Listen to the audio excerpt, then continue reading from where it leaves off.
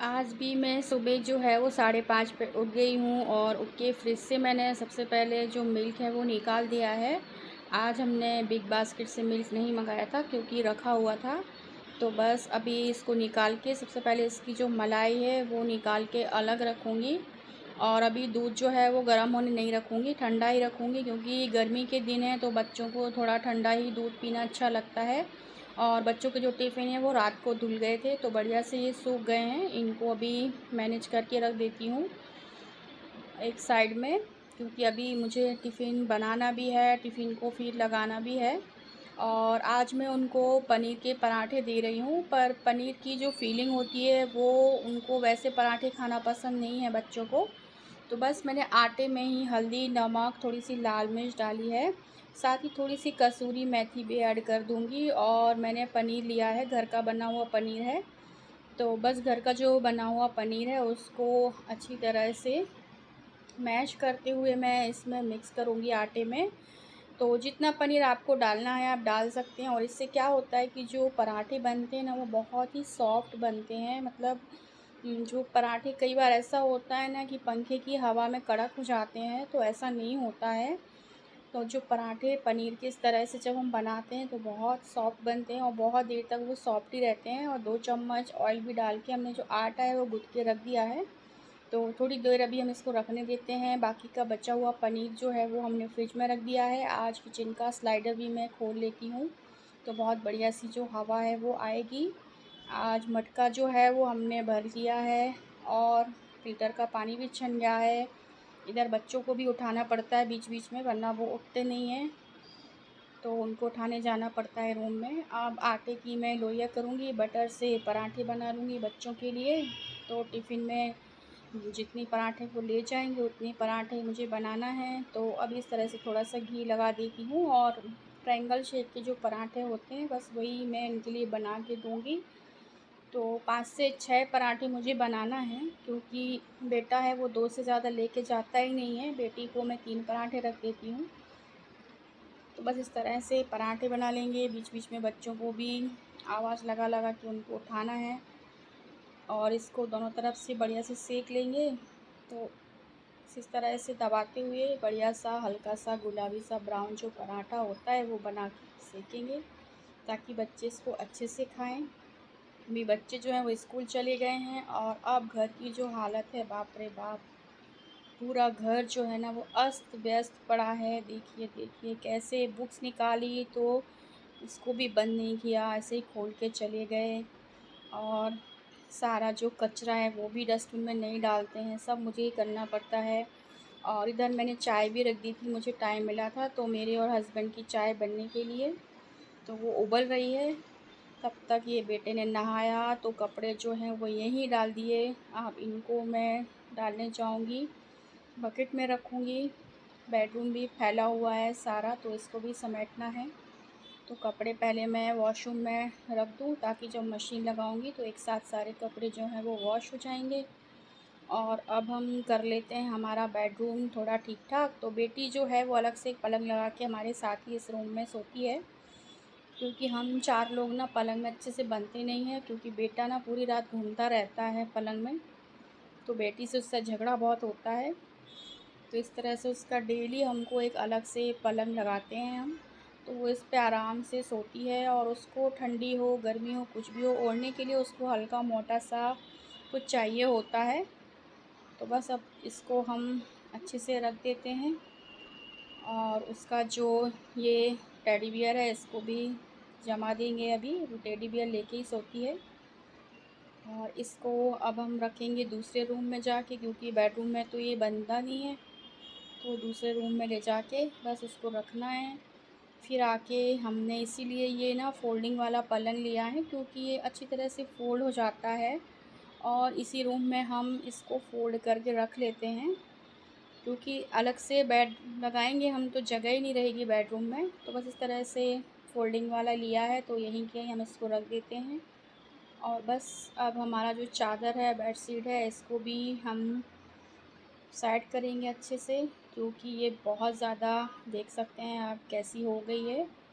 और बेडशीट जब तक अच्छी ना हो ना, तब तक किसी और काम में हमको मन ही नहीं लगता है। बार बार वही दिखती रहेगी कि ये गंदी है, ये अच्छी तरह से सेट नहीं है। तो इसको अच्छी तरह से फटकार के और फिर चारों तरफ से हम इसको अच्छी तरह से दबा देंगे। तब तक हमारी जो चाय है वो भी अच्छी तरह से उबल जाएगी, क्योंकि चाय जो है वो अच्छी उबली हुई होती है, तभी हमारे हस्बैंड को चाय जो है वो पीने में अच्छी लगती है। तो चाय चढ़ा के बाकी में ये जो सारा काम होता है ना, इसको जल्दी जल्दी से कर लेती हूँ। बस इसी तरह से घर का जो काम है सुबह का, उसको पहले हमको जल्दी जल्दी से निपटाना पड़ता है। अभी पिलो कवर हैं, उन पे भी जब हम लेटते हैं ना तो वो भी थोड़े गंदे हो जाते हैं, तो उनको भी थोड़ा फटकार के अच्छे से सेट करूँगी पूरा बेडरूम। उसके बाद ही जाके मैं चाय छानूँगी। और वैसे भी अभी हस्बैंड तो बच्चों को छोड़ने गए हैं नीचे, तो वो अभी तक आए नहीं हैं। तो जब वो आएंगे तभी हम चाय जो है उनको देंगे। तो अभी बस हमारा जो बेडरूम है ये अच्छी तरह से ठीक हो गया है। बस साइड की चादर अभी निकली हुई है, उसको भी मैं अभी ठीक करूँगी। बेटी का टेडी बियर पहले सेट कर दूँ बेड पे अच्छी तरह से, उसके बाद पूरा चादर बहुत अच्छे से सेट हो जाएगा। समझिए हमारा पूरी बेडशीट जो है वो क्लियर हो जाएगी। अभी मेरे पास स्टैंड नहीं है, इसलिए मुझे ये जो हैंड स्टिक आती है मोबाइल की, इसको पकड़ के ही मैं वीडियो शूट करती हूँ, क्योंकि कोई दूसरा भी नहीं है जो मेरे वीडियो को शूट करे। और चाय पीने के बाद अब मैंने यहीं पर बाजू में पतिदेव का जो खाना है हस्बैंड का, वो बना दिया है। चावल और कढ़ी उन्होंने आज बोला था, और रोटियां गरम गरम बनाएंगे। तो अभी वो नहाने गए हैं, तब तक मैं जो कपड़े हैं उनको वॉशिंग मशीन में डाल देती हूँ। अभी चालू नहीं करूँगी मशीन, जब बच्चे आ जाएंगी तब उसके बाद सारे कपड़े एक साथ में वॉश कर दूँगी। तो बस अभी जो हमारे वनडे के कपड़े हैं उनको मशीन में डाल के इसको बंद कर देती हूँ। और तब तक मैं बालकनी भी धो लेती हूँ, जब तक मेरे हस्बैंड नहीं आते हैं। तो अभी हम बालकनी में जाएंगे। यहाँ पे पहले से ही मैंने एक बाल्टी रख दी थी पानी से भर के। वैसे तो काम वाली आती है, वो पोछे से करती है, पर चारों कोने जो होते हैं ना वो छोड़ देती है।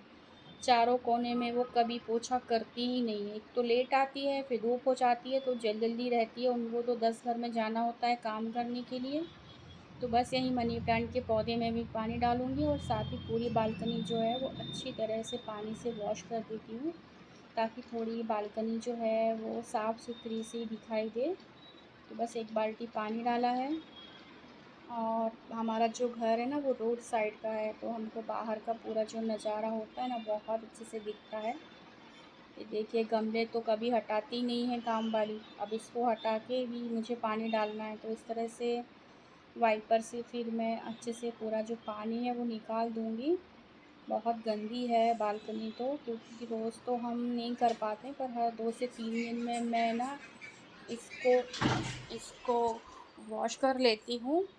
और साथ ही साथ आप देख सकते हैं कि बाहर का जो हमारा नज़ारा है वो कितना प्यारा दिख रहा है। सुबह सुबह का कितनी गाड़ियाँ हैं जो आती जा रही हैं। बच्चों को स्कूल छोड़ने लाने वाले सब सुबह सुबह ही जाते हैं। और अब मैं जाऊंगी मेरे टेरेस पे। तो हमारा टेरेस भी है सेपरेट, तो टेरेस पे जाएंगे सीढ़ियों से। बालकनी के अंदर ही सीढ़ियाँ हैं, तो वहाँ से मैं इस तरह से धीरे धीरे चढ़ती हुई टेरेस पे जा रही हूँ। धूप हो गई है, आप देखिए सुबह 9 बजे हैं और धूप कितनी तेज़ हो गई है। तो वैसे तो मेरे हस्बैंड ही ये काम करते हैं पौधों में पानी डालने का, पर आज उन्होंने नहीं डाला है, तो ये काम भी जो है वो मुझे ही करना है। नहीं तो जो पौधे हैं वो सूख जाते हैं, उनको तो रोज़ पानी चाहिए होता है। गर्मियों में इतनी गर्मी जो है पड़ रही है। तो ये पाइप देखिए बहुत पुराना हो गया है धूप में, तो ये भी मुड़ जाता है, तो पानी अच्छे से आता नहीं है, बार बार इसको ठीक करना होता है। ये देखिए गुलाब का पौधा है, पर इसकी जो पत्तियां हैं वो किस तरह से सूख रही हैं। और अभी तो मुझे टेंशन है कि हम अभी समर में जा रहे हैं तो कौन पानी डालेगा। और ये जो कुछ पौधे हैं यहाँ तो मैंने शेड कर दिया है ग्रीन पर्दे का, तो इनमें जो पानी डालने की रोज़ ज़रूरत नहीं होती है। और देखिए पौधों में पानी डालते हैं तो गमलों का जो मिट्टी है ना वो नीचे आ जाता है, तो इसको भी वॉश करना पड़ता है। तो जब भी मैं आती हूँ ना पानी डालने, तो मैं इसको वॉश करती हूँ। पर जो हस्बैंड आते हैं ना वो तो बस पौधों में पानी डालते हैं, और इधर नीचे वो अच्छे से वॉश नहीं करते, ऐसे ही चले जाते हैं। तो ये काम तो हमको ही करना पड़ता है। और अभी जो वैशाख का महीना चल रहा है, तो यहाँ पे मेरे आप देख सकते हैं कि बेलपत्र का पौधा भी मैंने लगा रखा है और बहुत ही अच्छे पत्ते जो हैं इसमें आ रहे हैं। तो बस मैं 4 से 5 पत्ते जो हैं वो तोड़ लेती हूँ शिव जी को चढ़ाने के लिए। और बाजू में आप देख सकते हैं कि मीठी नीम का पौधा भी है और उसमें भी बढ़िया-बढ़िया लीफ आई हैं अभी तो ताज़े-ताज़े एकदम। तो बहुत ही अच्छी लगती है ये मीठी नीम के पत्ते भी, इनकी खुशबू बहुत प्यारी आती है। साथ ही कुछ पौधे के जो हमारे गंदी जो पत्तियां होती हैं सूख जाती हैं, उनको भी मुझे ही हटाना पड़ता है। और अब मैं नीचे आ गई हूँ बेलपत्री और फूल लेके, और इसको पानी से वॉश करके रख दूँगी और जब पूजा करूँगी तब हम इनका यूज़ कर लेंगे। और अभी जो हस्बैंड हैं वो ऑफ़िस चले गए हैं खाना खा के। तो अब मैं क्या करूँगी कि प्लेटफॉर्म को और गैस को बहुत अच्छी तरह से साफ़ कर लूँगी। और कुछ वाइट टाइल्स लगा रखे हैं हमने, तो ये जो टाइल्स है ना ये बहुत गंदे हो जाते हैं, छींटे जाते हैं, दाल और सब्ज़ी कढ़ी कुछ भी बनाते हैं तो इनको हमें रोज़ और तुरंत ही साफ़ करना होता है, नहीं तो फिर इनको साफ़ करने में बहुत दिक्कत होती है। और मसालदानी का जो डब्बा होता है ना उसको भी डेली पोंछना होता है, क्योंकि उसमें भी ऑयल वाले और ऐसे गंदे गंदे हाथ लग जाते हैं, तो वो मुझे पसंद नहीं है। तो उसको भी मैंने पोंछ लिया है और अब प्लेटफॉर्म को साफ़ करूँगी। साथ ही साथ जो खाना है जो मैंने उस तरफ रखा हुआ है उसको मैं इधर रख दूँगी जहाँ मैंने साफ़ कर लिया है। तो पूरा खाना इस तरह से इधर रख देते हैं और उसके बाद फिर मैं गैस साफ़ करूँगी, क्योंकि खाना बनाने के बाद बहुत देर तक गैस गंदा होता है तो मुझे अच्छा नहीं लगता है उसको देखना, क्योंकि जब भी किचन में आओ ना तो फिर वही दिखता है। तो मेरी आदत है कि जैसे ही खाना बन जाता है ना उसके थोड़ी देर में ही मैं जो किचन का प्लेटफॉर्म और गैस है ना उसको अच्छे से साफ़ करती हूँ। तो थोड़ा सा साबुन लेके मैंने इसको अच्छी तरह से पहले साफ़ करूँगी एकदम हल्के हाथ से, नहीं तो स्क्रैच आ जाएंगे गैस में। तो इस तरह से मैं जो मेरा गैस है उसको अच्छे से साफ़ कर लेती हूँ सारा गैस। और साथ ही साथ टीवी में सॉन्ग भी लगा रखे हैं, पर उसकी आवाज़ यहाँ तक जो है वो आती नहीं है, पर फिर भी ठीक है, हमारा जो काम है वो तो होता ही रहता है। तो बस सारा जो गैस है उसके बर्नर है उसको गीले कपड़े से और सूखे कपड़े से अच्छी तरह से साफ़ कर लिया, एकदम क्लीन कर लिया है। आप देख सकते हैं कितना प्यारा लग रहा है अब ये। और जब इतना अच्छा साफ़ सुथरा गैस होता है ना तो इसमें दोबारा ऐसा लगता है कि खाना ना ही बनाना पड़े तो अच्छा है, वरना वापस से ये गंदा हो जाएगा। और अब मैं हॉल में आ गई हूँ, हॉल में भी मुझे थोड़ा साफ़ सफाई करनी है अभी। तो ये डाइनिंग टेबल है और डाइनिंग टेबल भी जो है बहुत गंदा है, बहुत धूल है। और इस तरह से बच्चों ने पढ़ाई करते हैं डाइनिंग पे तो उनका थोड़ा थोड़ा सामान भी डाइनिंग पे रहता है, वो सब मैंने उठा के बुक्स वगैरह डाइनिंग के नीचे रख दी हैं। और अब एक गीले कपड़े से इसको भी अच्छी तरह से साफ़ कर लूँगी, ताकि हमारा जो डाइनिंग है वो भी एकदम क्लियर साफ़ सुथरा ही दिखे। तभी हमको लगेगा कि जो घर की सफाई है वो हो चुकी है। और इसको भी मैं अच्छे से साफ़ कर लेती हूँ, फिर बाकी का काम करेंगे, क्योंकि आज काम थोड़ा ज़्यादा है।